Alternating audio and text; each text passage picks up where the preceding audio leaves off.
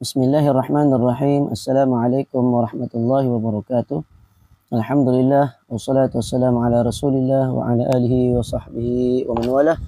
Insyaallah kita akan lanjutkan lagi pembacaan daripada kitab Al-Ghayah wa Taqrib ataupun matan Abu Syuja' dengan dalil-dalilnya yang saya petik dari At-Tadhhibu fi Adillati Matn Al-Ghayah wa Taqrib fi Fiqh Syafi'i dengan judul terjemahannya Syarah bagi Matan Abu Syuja' Fiqh Islam Mazhab Syafi'i karangan Syekh Mustafa Dib Al-Bugha, yang mana sebelum ini kita telah pun masuk dalam perkara sunat-sunat Jumaat.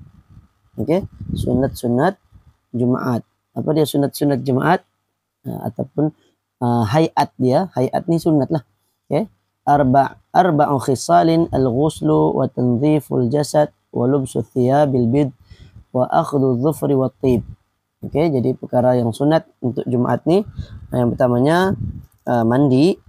Okey, sebagaimana sabda Nabi SAW yang menyuruh agar mandi. Kalau dalam hadis riwayat Bukhari, ghuslu yaumul jum'ah wajibun ala kulli muhtalim. Dalam hadis riwayat Al-Bukhari menyatakan wajib solat Jumat, namun ada hadis lain lagi yang menyatakan yang menguatkan akan sunatnya mandi hari Jumat. Yang dimaksudkan wajibnya mandi hari Jumat ni, sekiranya kita belum mandi dalam masa seminggu, maka hari Jumat tu hendaklah kita mandi. Okey.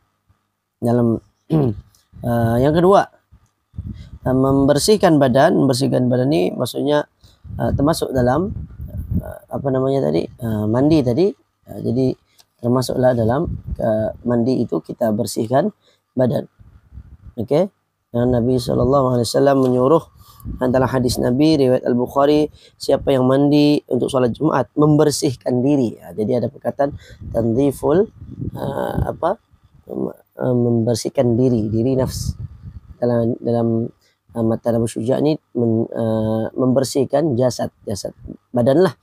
Okey, walubsu thiyab, memakai pakaian al-bid, yakni berwarna putih. Okey, yang berwarna putih ini adalah merupakan pakaian sebaik-baik. Dalam hadis Nabi, albisu min thiyabikumul bayad fa inna min khairi thiyabikum wa kafinu fiha mautakum. Pakailah pakaian kamu yang berwarna putih, kerana itulah pakaian yang paling baik bagi kamu, serta pakaikan kain kafan bagi orang yang telah mati. Kain kafan pun berwarna putih. Dan ini bukan maksudnya wajib, sunat. Okay. Wa akhdhu dhufr, ini memotong kuku. Wa tib, memakai wangian. Ini semua ada disebutkan di dalam dalil-dalil. Okey, kita pergi kepada wa yustahabbul insatu fil khutbah. Disukai untuk berdiam diri ketika khutbah. Maksudnya bukanlah wajib, sunat. Tapi bahayanya yaitu apabila kita bercakap maka hilang pahala, kan? Hadis Nabi, idza qulta li sahibika yaumal jum'ah ansit wal imamu yakhutub faqad laghawt. Nah, jika pada hari Jumat engkau berkata kepada temanmu diam ketika imam sedang menyampaikan khutbah, maka engkau telah melakukan laghaw. Laghaw ni perkara yang sia-sia. Okey. Jadi maksudnya sia-sia. Maka yang terbaiknya adalah berdiam diri ketika sedang khutbah disampaikan. Tidaklah sampai wajib. Maksudnya wajib ni berdosa lah kalau bercakap. Tapi menyebabkan hilang pahala. Okey. Kemudian kalau masuk masjid, kan, man dakhala wa man dakhala wal imamu yakhutub shalla rak'atain khafifatain thumma yajlis. Apabila orang masuk ke masjid ketika imam sedang menyampaikan khutbah, maka hendaklah dia solat 2 rakaat yang ringan, kemudian hendaklah dia duduk. Ini dalam banyak hadis lah. Nabi SAW menyuruh agar solat 2 rakaat ini solat tahiyatul masjid. Dalam hadis Nabi sebut, idza jaa ahadakum yaumal jum'ah wal imamu yakhutub falyarka' rak'atain wal yatajawwaz fihima. Apabila seseorang kamu hendak salat Jumat sementara imam sedang berkhutbah, maka salatlah 2 rakaat, kemudian ringankanlah wal yatajawwaz fihima. Ringankan, maksudnya jangan sholat itu lama-lama. Ya, karena ada yang lebih penting yaitu mendengar khutbah. Bahkan ketika Nabi Sallallahu Alaihi Wasallam menyampaikan khutbah, ada sahabat yang terus duduk. Nabi sempat menegur, menanya dia, adakah engkau telah melakukan sholat sunat? Maka orang yang duduk itu kata, belum. Maka Nabi pun kata, sholatlah dahulu. Nabi sendiri ketika sedang menyampaikan khutbah menyuruh orang yang baru masuk masjid untuk sholat sunat, menunjukkan bahwa sholat sunat tahiyatul masjid ini sangat dituntut. Oke, kalau mazhab selain mazhab Syafi'i sampai kepada peringkat wajib. Oke, kita masuk faslun. Wa salatul aidaini sunnatun muakkadatun wa hiya rak'atani yukabbiru fil ula sab'an siwa takbiratil ihram wa fi thaniyati khamsan siwa takbiratil qiyam wa yakhtubu ba'daha khutbataini yukabbiru fil ula tis'an wa fi thaniyati sab'an. Oke. Jadi salat 2 hari raya. Oke. Salat 2 hari raya, maksud salat Aidil sunat Aidil Fitri dan salat hari raya Aidil Adha. Sunnatun muakkadatun, sunnah muakkad yang sangat dituntut. Kalau selain mazhab Syafi'i bahkan sampai wajib. Ada yang kata wajib, tapi dia bukan fardu lah. Jadi ini sunnatun muakkadatun. Wahya rak'atani, dan ianya ada 2 rakaat. Yukabbiru fil ula, dia bertakbir pada rakaat yang pertama, sab'an, dengan 7 kali takbir. Siwat takbiratil ihram, selain takbiratul ihram. Wa fi tsaniyah, dalam rakaat yang kedua, khamsan siwat takbiratil qiyam. Selain takbir berdiri. Maksudnya ketika dia berdiri daripada sujud yang kedua pada rakaat pertama, dia bangun Allahu Akbar. Itu tidak dikira. Kalau sekiranya dikira, maka jadilah 6 kali lah takbir. Rakaat yang pertama kalau dikira dengan takbiratul ihram, ini takbir yang pertama memulakan sholat, maka jadi 8 kali takbir. 6 kali untuk rakaat kedua. Wa yakhtubu ba'daha, dan hendaklah berkhutbah selepas salat sunat tersebut, khutbatain, dengan 2 khutbah. Kabbiru fil ula, maka dia bertakbir pada khutbah yang pertama itu tis'an, 9 kali. Wa tsaniyati, yani pada khutbah yang kedua, sab'an, 7 kali. Oke, sebab itu selalu imam berdiri Allahu Akbar, Allahu Akbar, Allahu Akbar, Allahu Akbar. Dikiralah sampai 9 kali dalam khutbah. Oke, cuma ini bukanlah perkara yang wajib, ianya sunat. Oke. Wa yukabbiru min ghurubi syamsi min laili. Oke, kita lihat dulu sebelum itu dalil-dalil. Ya, dalam hadis riwayat Al-Bukhari dan Muslim dari Abu Sa'id Al-Khudri, beliau menyatakan Rasulullah sallallahu alaihi wasallam berangkat menunaikan salat Aidil Fitri dan Aidil Adha di musalla. Jadi dalam hadis menyatakan Nabi sholat di musalla, yakni di tanah lapang. Perkara yang pertama kali baginda lakukan adalah sholat lalu berpaling dan menghadap orang ramai. Yani Nabi SAW tidak sholat tahiyatul masjid, karena Nabi sholat di lapangan. Oke, sebab itu dalam mazhab Syafi'i,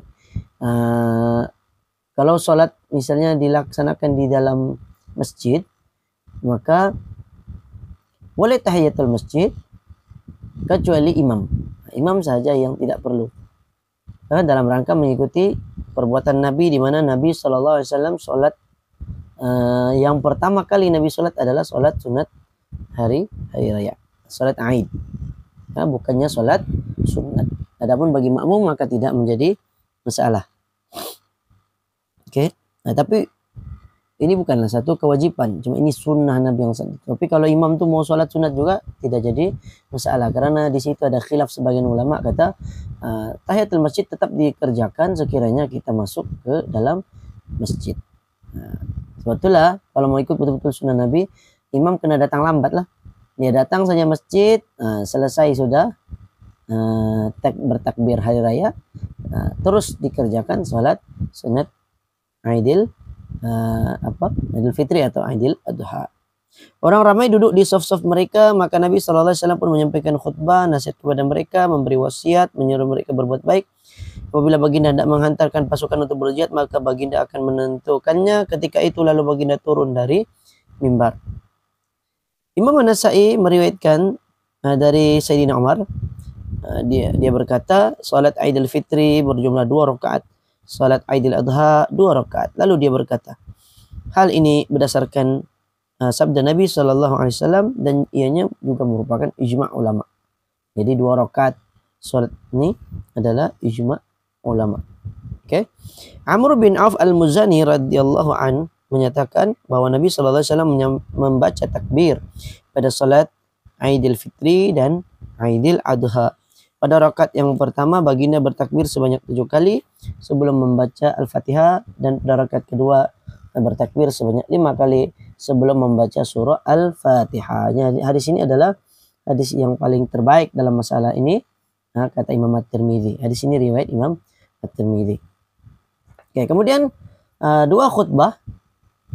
Oke, 2 khutbah ini berdasarkan hadis riwayat Imam Bukhari dan Muslim dari Ibnu Umar. Dia berkata, Nabi SAW, Abu Bakar, Umar, salat Aidil Fitri dan Aidil Adha sebelum khutbah. Maksudnya, tidak boleh kita khutbah dulu baru salat sunat. Dia bertentangan ataupun tidak sama dengan salat Jumat. Kalau salat Jumat kita khutbah dulu baru salat kan. Berbeza dengan salat Aid. Aid ini hari raya. Dia salat dulu baru khutbah. Kalau hari Jumat khutbah dulu baru salat kan. Kemudian riwayat Imam Al-Bukhari dari Ibnu Abbas berkata, aku keluar bersama Nabi SAW pada waktu hari raya Aidil Fitri atau Aidil Adha, maka baginda salat terlebih dahulu kemudian khutbah. Masih sama juga ya, dengan hadis yang sebelumnya.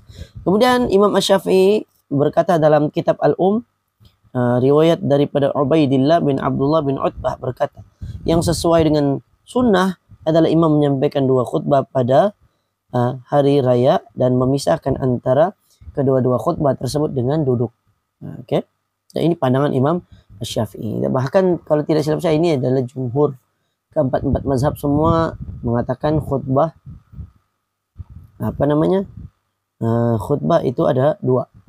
Apa saja, tidak kira Jumat kah atau hari raya, tetap ada 2 khutbah. Dan ini adalah jumhur ulama, pandangan jumhur. Sebab ada juga pandangan yang mengatakan tidak ada dalil yang memisahkan antara khutbah Aid. Yang ada hanya khutbah Jumat. Namun yang lebih tepatnya sama saja. Salat, tidak kira salat Jumat atau salat Aid, ataupun sama juga dengan salat khusuf atau kusuf, gerhana. Yang mana gerhana pun ada khutbah juga. Maka tetap apa saja khutbah, caranya adalah dengan dua khutbah. Ini dipisahkan antara 2 khutbah itu dengan ada duduk sebentar. Oke. Dalam riwayat Imam Al-Baihaqi disebutkan yang sesuai dengan sunnah, imam memulakan khutbah pertama dengan 9 kali takbir berturut-turut, dan pada khutbah yang kedua dengan 7 kali takbir berturut-turut. Oke. Wallahu alam dari segi kesahihan hadis tersebut. Cuma mungkin ini pandangan ulama lah. Kalaupun misalnya pandangan ulama, maka ianya diterima ya, menurut ulama yang faqih. Dan mesti ya, dalil mereka tuh kalaupun tidak daripada hadis yang sahih, mungkin ada hadis yang tidaklah sampai kepada peringkat yang palsu dan seterusnya. Oke. Dan kalaupun misalnya tidak dilaksanakan, ataupun mungkin kalaulah sekiranya tidak dilaksanakan oleh Nabi SAW, misalnya hadis itu tidak sahih sekalipun, maka tidak menjadi kesalahan karena hari raya memang adalah merupakan hari di mana hendaklah diperbanyakkan takbir. Maka tidak menjadi kesalahan dimulakan dengan takbir dahulu 9 kali. Penentuan ini berdasarkan hadis. Oke, riwayat Imam Al-Baihaqi. Nah, dikata yang sesuai dengan sunnah adalah imam memulakan khutbah dengan 9 kali takbir, manakala khutbah kedua 7 kali takbir. Jadi ini yang ma'ruf lah dari sisi mazhab Asy-Syafi'i. Oke. Dalil ataupun mungkin secara terperincinya mungkin kita boleh rujuk dalam kitab-kitab yang lebih terperinci. Adapun yang kita sampaikan ini hanyalah ringkasan saja. Oke. Kemudian pada hari raya Idul Fitri juga kita tengok dulu. Oh, belum. Ada lagi dalilnya sedikit. Hari raya Idul Fitri disunnahkan mengumandangkan takbir ketika terbenam matahari pada malam Idul Fitri. Jadi malam 1 Syawal. Ini puasa yang terakhir tuh. Puasa yang ke-29 contohnya, atau misalnya puasa yang ke-30, misalnya tidak kelihatan anak bulan.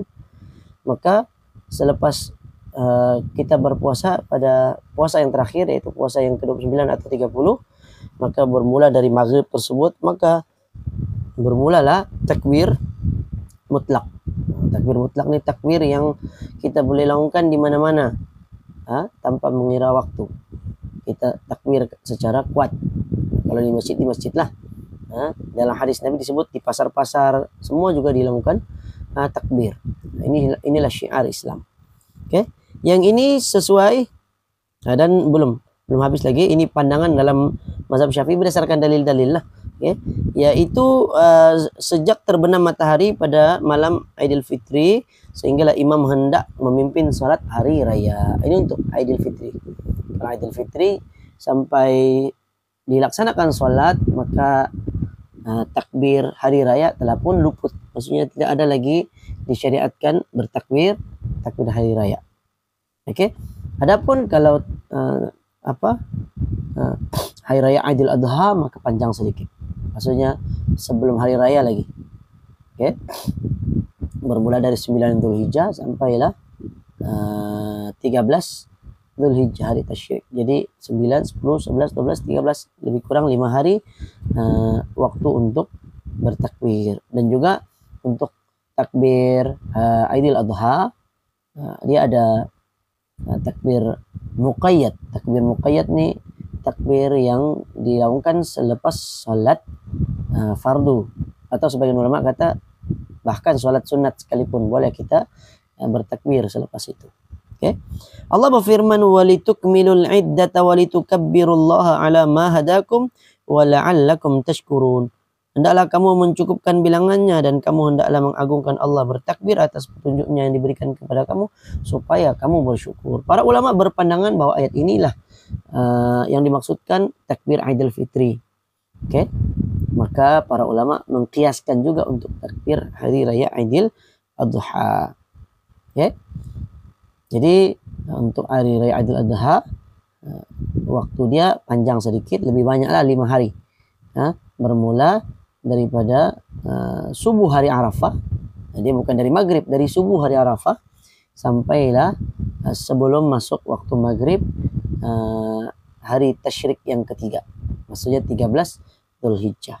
Oke, dalilnya adalah Imam Al-Hakim meriwayatkan dari Ali dan Ammar radhiyallahu an mengatakan bahwa Nabi sallallahu alaihi wasallam menguatkan bacaan Bismillahirrahmanirrahim pada saat salat fardu, membaca qunut untuk salat subuh, dan mengumandangkan takbir sejak dari subuh hari Arafah sehinggalah salat asar pada hari terakhir tasyrik. Oke, hadis riwayat Imam Al-Hakim. Kata Imam Al-Hakim, sanad hadis ini sahih dan aku belum menemui kecacatan pada perawi-perawinya. Al-Hakim ini ada kitab bernama Al-Mustadrak yang mana beliau tuliskan itu menurut sangkaan beliau hadis itu adalah mengikut syarat Bukhari dan Muslim, namun Bukhari dan Muslim tidak mengeluarkan dalam kitab mereka. Oke. Imam Al-Bukhari mengatakan dalam kitab Al-Aidain bab At-Takbir ayyama Mina. Oke. Ayyama Mina maksudnya ya bertakbir pada hari Mina. Hari Mina hari tasyrik lah. Kata Imam Bukhari bahwa Sayyidina Umar radhiyallahu anhu mengumandangkan takbir dalam kemahnya di Mina sehingga orang ramai yang berada di masjid mendengarnya dan turut ikut bertakbir. Demikian juga orang-orang yang berada di pasar, mereka semua bertakbir sehingga Mina riuh dengan suara takbir. Oke, jadi menunjukkan bahwa takbir mereka itu kuat. Ya, takbir hari raya ini dilakukan secara jahar kuat sampai bergema riuh dengan suara takbir. Ibnu Umar radhiyallahu anhu juga bertakbir di Mina pada hari-hari itu, baik setelah salat fardu, di atas pembaringannya, di dalam kemah, di atas tempat duduk, ketika berjalan, dan di seluruh hari-hari itu semuanya. Oke, jadi dari hadis riwayat Al-Hakim juga ada penjelasan dari Ibnu Umar, dan ini athar lah. Dia menyatakan asar daripada riwayat Imam Al-Bukhari ini menyebut bahwa Sayyidina Umar dan juga anak Sayyidina Umar mereka menyatakan bahwa takbir itu dilakukan ketika hari di Mina, ini pada hari tasyrik. Oke?